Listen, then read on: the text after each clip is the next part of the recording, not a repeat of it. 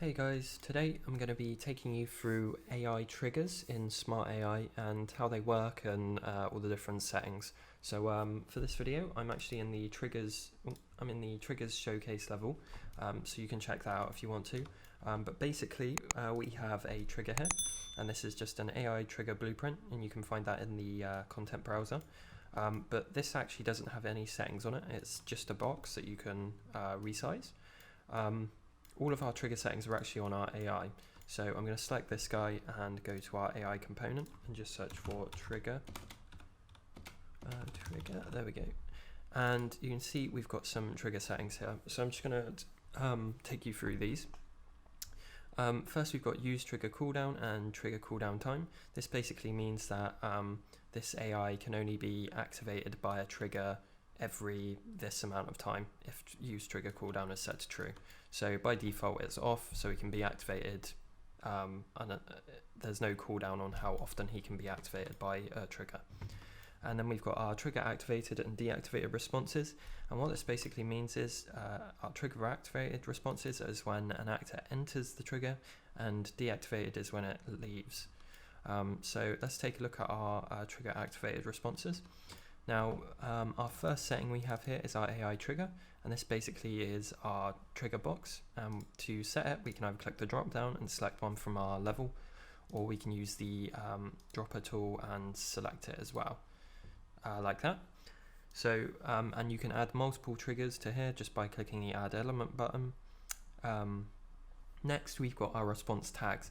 So basically what this is saying now is if an actor that has a player tag enters this trigger, then our AI is going to do this behavior response. So you can add multiple tags. So you can have lots of different actors do cause this response, and again you can add multiple triggers. So behavior response is just what our AI is going to do when we activate this trigger.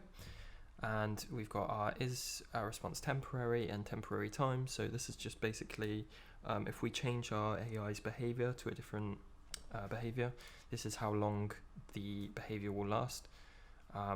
Cancel override means that if our AI is attacking, searching, or fleeing, those are override behaviors. If we want to cancel those with this behavior, then we need to tick this box here. Next, we've got animations and we have audio. These are only used if the response is set to animation or to audio. So those will only be run if this is animation or audio. And that is, and we've got ignore trigger cooldown, which refers back to our trigger cooldown that I talked about here.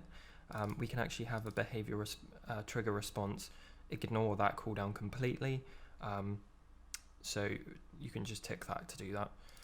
And then we've got deactivated response.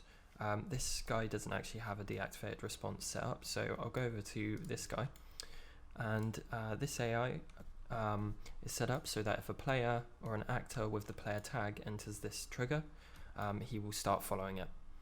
And then what we want to look at is our second response here.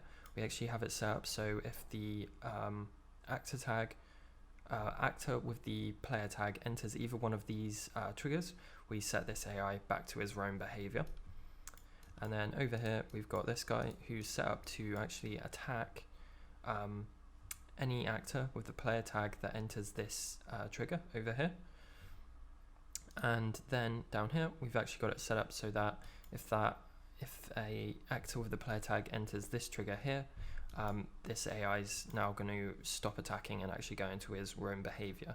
And you can see we've got our cancel override behavior ticked on because we want to cancel an attack behavior. So we can quickly run through this and I can show you.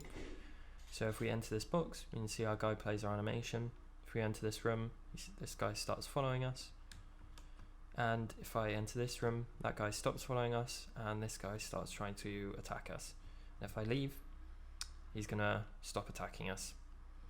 So that's just a basic rundown of how triggers work. You can actually do quite a lot of interesting stuff with them if you get a bit creative. But that's pretty much it. If you guys have any questions, feel free to leave a comment. Don't forget to join our Discord, which I'll link in the description. And thank you for watching.